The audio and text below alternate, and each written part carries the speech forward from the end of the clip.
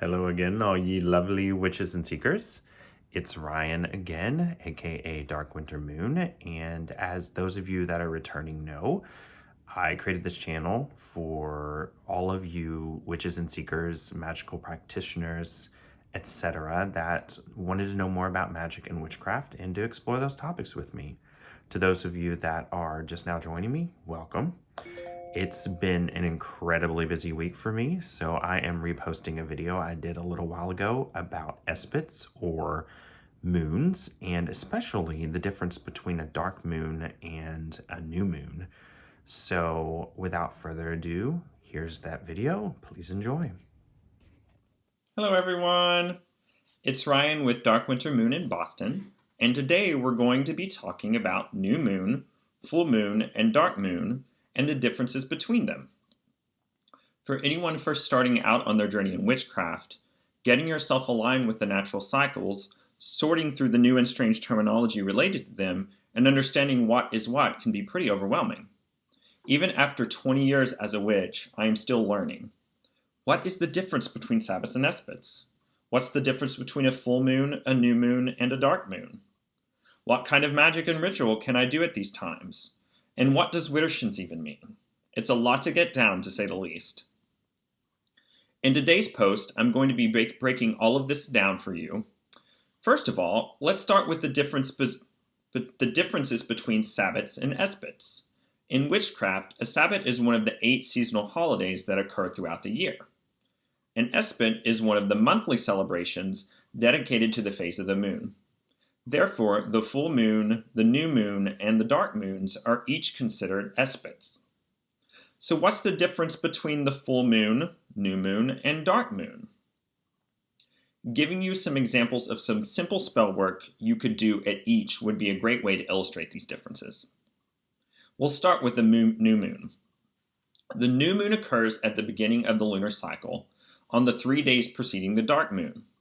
At this point, the moon looks like the tiniest sliver of a crescent, generally on the right side of the moon. This is a time for the magic of new beginnings. This is a time to reflect on and plan what you want to actualize in your life in the month to come, and construct your spell work accordingly. It's a good time to do divination, journaling, meditation, and other introspective practices in order to sort out for yourself what you want to accomplish. For example, let's say that you want to manifest money in your life. Start by lighting a candle, centering yourself, and journaling on what the blockages may be in your life to having enough money. Do a tarot reading or other divination such as scrying or casting the runes to help uncover these blockages as well. Meditate on what you uncovered about yourself and these blockages. Now, take a silver coin and polish it, and while you're polishing it, focus on bringing money into your life and charge the silver coin with that intent. Then leave the silver coin on your altar or a windowsill or other location where it can be in the moonlight. As the power of the moon builds towards full, it will charge your silver coin. Next, we'll talk about the full moon. The full moon occurs in the middle of the lunar cycle. At this point, the moon is a perfect circle of glowing brilliance in the sky. Energetically, the moon is at the height of its power at full moon. As a witch, the full moon can be celebrated on any of these 3 nights, or any of 3 nights. The first is the day before the night of the full moon, the second the night of the full moon, and the third the night after. At this time, the full moon is at the peak of its power, and that power can be drawn down upon to heighten any magic spell. It's a time of action, and many witches will hold a ritual and cast a magical circle to focus this power into their spell work. The casting of a circle can be done as a solitary witch or with a group or coven. This is also a great time to call on a goddess, a god, or other deity to further aid you in your magical work. Now, taking our example of the spell for money. While inside your magical circle, take your silver coin and lift it up into the moonlight, saying, "By the power of the moon that rules all seas and tides, may this coin be charged so that my intent to bring money into my life may be made manifest. So mote it be." Now your coin and your spell are fully charged. Carry the coin with you in your pocket. Think of it as a magical battery. Every time that you think about your coin, touch it and briefly focus on your intent to manifest money in your life. And its power will continue to act to make this manifestation real for you.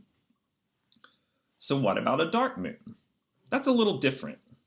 The dark moon happens on the one night of the month on which there is no part of the moon visible in the sky, not the barest sliver. It's the very last night of the lunar cycle, occurring just before the new moon. This is a time that is perfect for banishing rituals. If there is anything that you want to remove from your life, then this is the perfect time to do it. So, back to our spell example.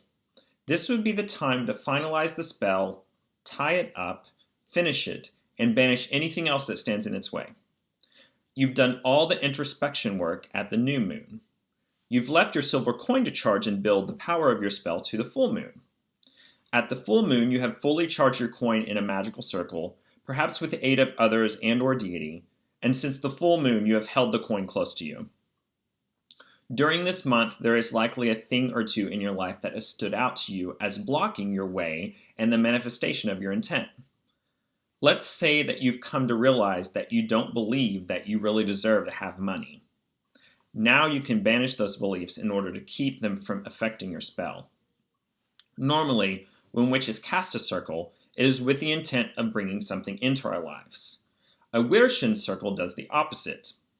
Widdershins is an old term that literally means backwards. In witchcraft, we use it to denote casting a circle counterclockwise, which makes it a banishing circle. If you normally start casting your circle in the east and ending in north, then you would instead start in the north and moving counterclockwise to end with the east. I will cover this more in detail in a later video.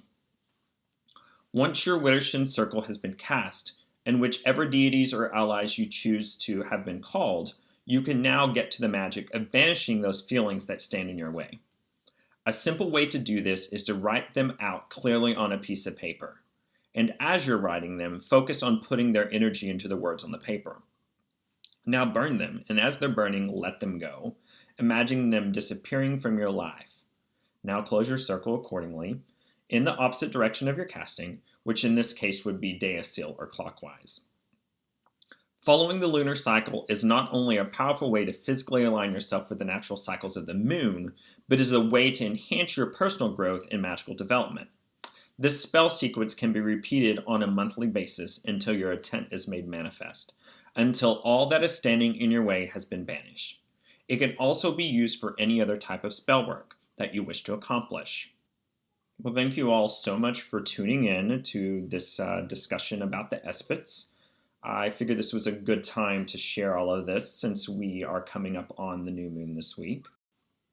I would also really appreciate it if you would like, subscribe, comment, and ring the bell so you can be notified of new videos. Well, thank you all so very much for tuning in, and until next time, blessed be.